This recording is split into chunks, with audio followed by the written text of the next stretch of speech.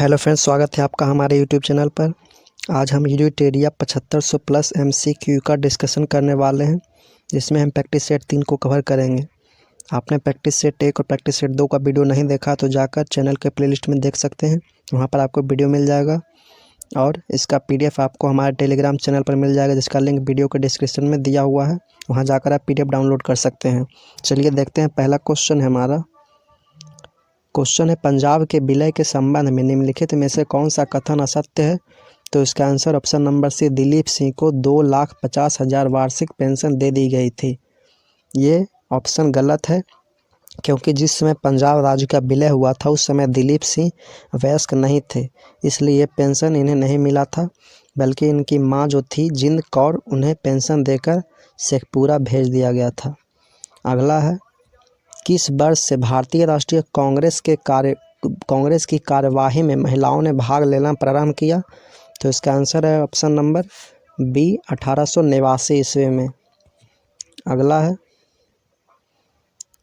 Question है कि निम्नलिखित में से कौन सा आधुनिक भारतीय इतिहास में घटनाओं के सही कालानुक्रमिक क्रम को इंगित करता है? तो इसका answer option number C, Morley Minto सुधार 1909 में आया था, और जलियांवाला बाग त्रासदी 13 अप्रैल 1919 को हुआ था। गांधी इरविन समझौता 5 मार्च 1931 को। अगस्त प्रस्ताव 8 अगस्त 1940 को।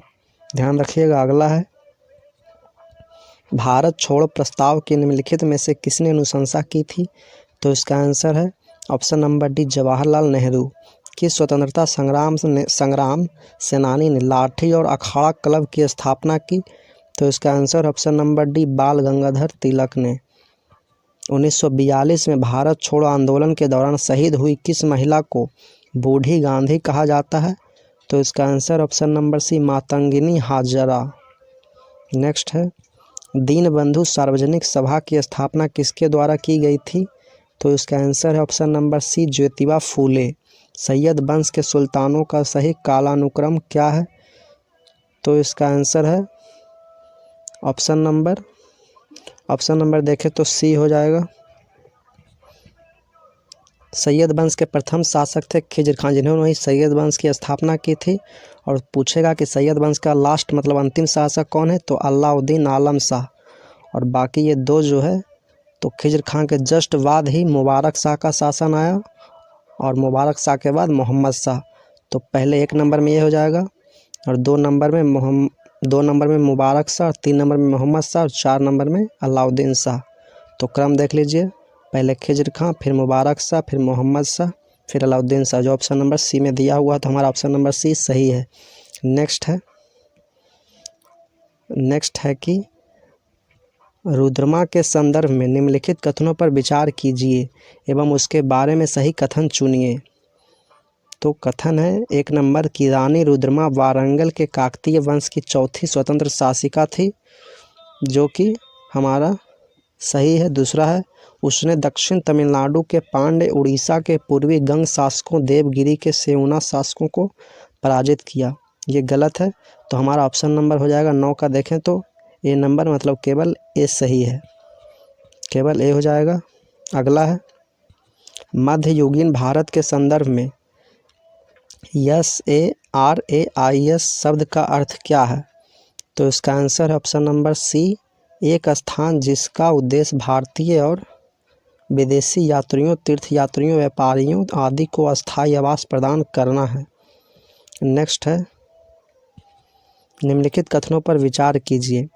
इल्तुतमिश ने सिजदा, दंडवत तथा पैबोस सम्राट के पैर चूमना की प्रथा प्रजा के प्रति समान अभिवादन दर्शाने के रूप में आरंभ की। ये गलत है। सजदा एवं पैबोस प्रथा किसने शुरू किया था? तो ये बलबन ने शुरू किया था। बलबन ने चांदी का टंका तथा तांबे का जीतल मुद्रा के रूप में प्रचलित किया। तो ये भी गलत है। हमारा ऑप्शन नंबर डी हो जाएगा, ना तो 1 और ना ही 2। अगला है, निम्नलिखित में से कौन गुप्तकालीन प्रशासनिक विभाजन का सही अनुक्रम है? तो इसका आंसर ऑप्शन नंबर है भुक्ति, विषय, विधि, ग्राम। नेक्स्ट है, निम्नलिखित में से कौन सा मंदिर वास्तुकला की बेसर शैली का उदाहरण है? तो इसका answer option number A, Hoysaleswara मंदिर। बेसर शैली जो है ये नागर शैली और द्रविड़ शैली का मिक्सचर होता है, बेसर शैली। दक्षिण भारत में देखेंगे तो आप इस तरह के कुछ मंदिर रहते हैं, जैसे दक्षिण भारत में इस तरह के मंदिर रहते हैं और उत्तर भारत में ऐसा मंदिर आपको देखने को मिलेगा। इसी का बीच का जो रहता है उसे बेसर शैली कहा जाता है, मतलब उस बेसर शैली में मंदिर बनते हैं मध्य भारत में। अगला है दक्षिण में द्रविड़ और उत्तर में नागर शैली में। नेक्स्ट है प्राचीन भारत के इतिहास के संदर्भ में भवभूति, हस्तिमल तथा क्षेमेश्वर क्यों प्रसिद्ध थे? तो इसका आंसर है ऑप्शन नंबर ए, नाटककार। अगला है क्वेश्चन है कि भारतीय संविधान की प्रस्तावना में उल्लिखित सही क्रम कौन सा है? तो इसका आंसर है ऑप्शन नंबर बी, संपूर्ण प्रभुत्व संपन्न, समाजवादी, पंथ निरपेक्ष, लोकतंत्रात्मक। इसका उल्लेख हमारे संविधान की उद्देशिका में है।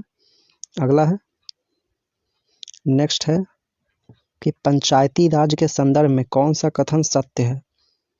ऑप्शन नंबर ए है कि पंचायत समिति और जिला परिषद अध्यक्ष प्रत्यक्ष निर्वाचित सदस्यों से गठित होते हैं, गलत है।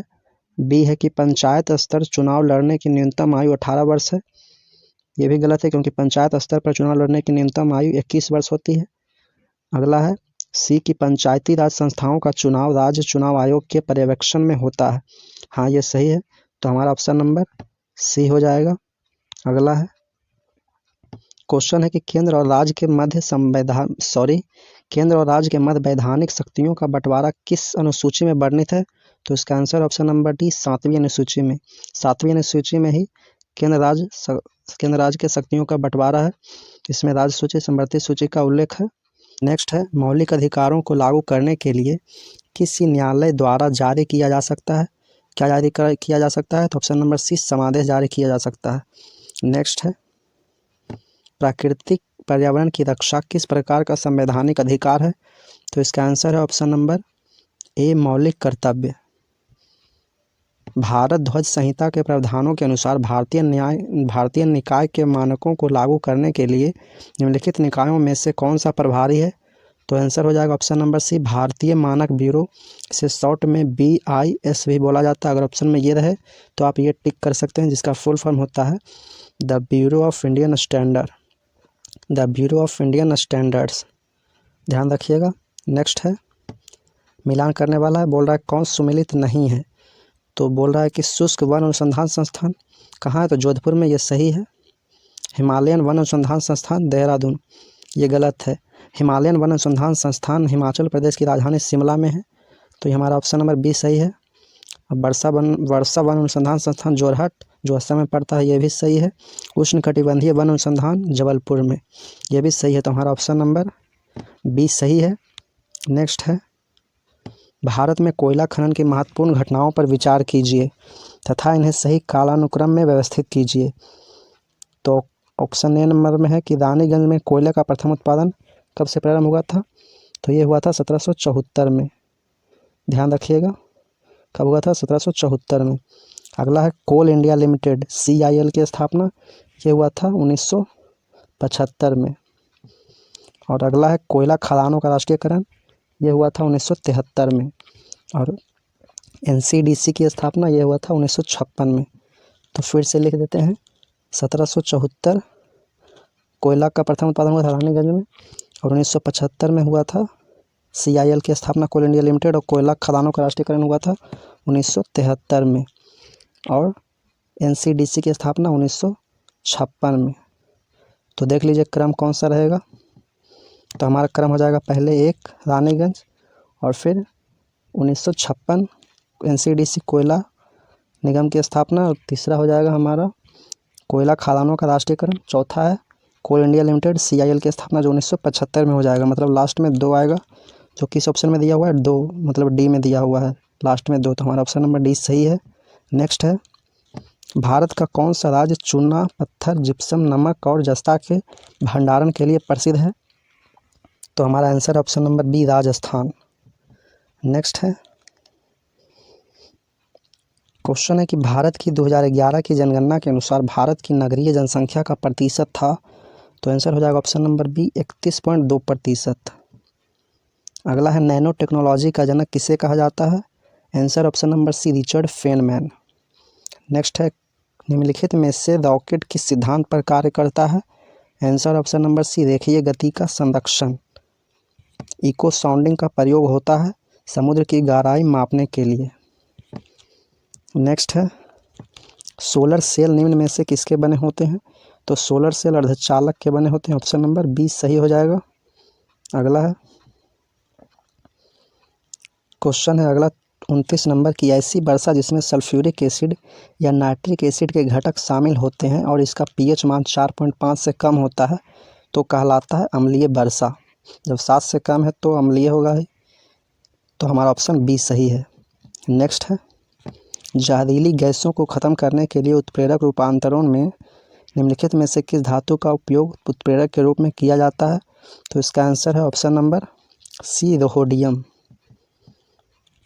सूक्ष्म पोषक जो शर्करा के परिवहन Ca++ के उपयोग और कोशिका विभाजन में महत्वपूर्ण है, तो इसका आंसर है ऑप्शन नंबर ए, फास्फोरस।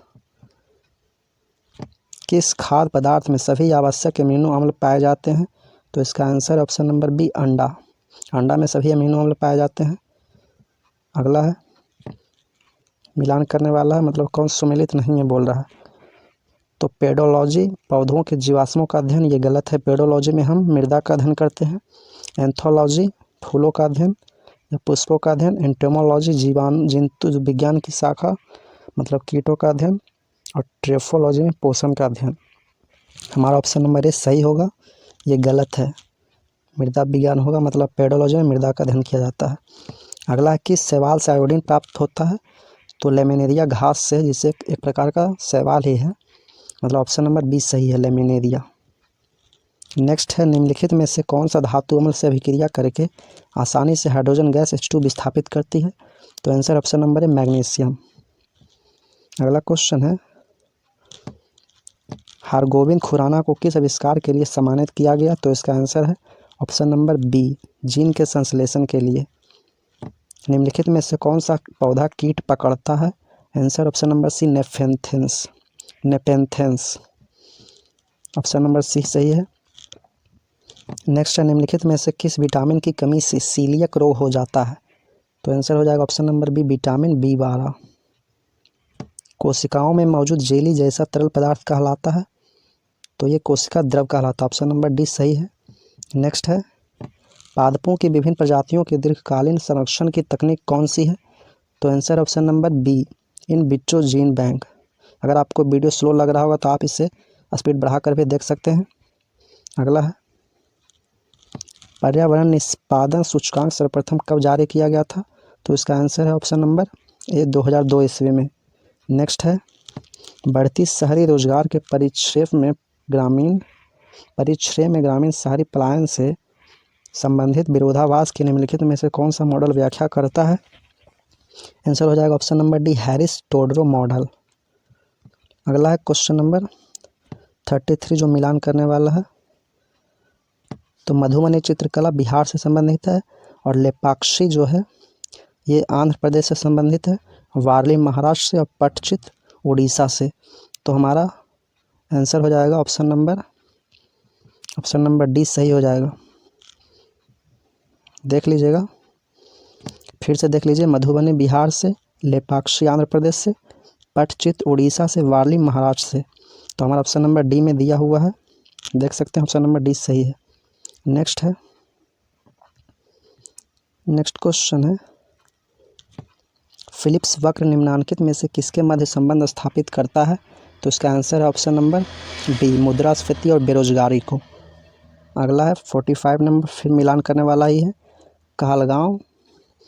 तो ये कहलगांव हो जाएगा बिहार में, और खरगोन ये हमारा मध्य प्रदेश में है, और कोरबा जो है ये छत्तीसगढ़ में है, और कुडगी हमारा कर्नाटक में है। ध्यान रखिएगा। तो हमारा ऑप्शन नंबर हो जाएगा ऑप्शन नंबर डी सही जवाब है। देख लीजिए, फिर से देख लीजिए, कहलगांव है बिहार में, खरगोन जो है ये मध्य प्रदेश में, कोरबा छत्तीसगढ़ में, कुडगी कर्नाटक में। तो ऑप्शन नंबर डी सही जवाब है। नेक्स्ट है, निम्नलिखित जोड़ों में से कौन सा जोड़ा सही सुमेलित नहीं है? तो हमारा आंसर है option number D, Karl Marx. Principles of political economy and taxation. Asian drama Gunnar Myrdal की पुस्तक ही है। General theory of employment, interest and money, ये जेएम किन्स की है। और वेल्थ ऑफ नेशन जो 1776 में प्रकाशित हुआ था, ये एडम स्मिथ की पुस्तक है। तो हमारा ऑप्शन नंबर डी सही है। ये इनकी पुस्तक नहीं है, कार्ल मार्क्स की। नेक्स्ट है, आसपास पहली बार कहाँ लागू किया गया था? तो हमारा आंसर ऑप्शन नंबर डी 7 पूर्वोत्तर राज्यों में। नेक्स्ट है, मोर भारत का राष्ट्रीय पक्षी कब घोषित किया गया? तो इसका आंसर है ऑप्शन नंबर डी 1963 में। मोर का वैज्ञानिक नाम होता है पावो क्रिस्टेटस। इसे भारत का राष्ट्रीय पक्षी 1963 में घोषित किया गया था। ऑप्शन नंबर डी सही है। नेक्स्ट है, भारतीय मुद्रा बाजार के अंतर्गत निम्नलिखित में कौन शामिल नहीं है? तो आंसर हो जाएगा ऑप्शन नंबर सी, भारतीय औद्योगिक विकास बैंक। लास्ट क्वेश्चन है, पोचमपल्ली किसके लिए प्रसिद्ध है? तो ये हमारा बुनाई के लिए प्रसिद्ध है। तो आज के लिए इतना ही। ऐसे ही वीडियो देखने के लिए हमारे चैनल को लाइक शेयर और सब्सक्राइब कर दीजिए। मिलते हैं नेक्स्ट वीडियो में।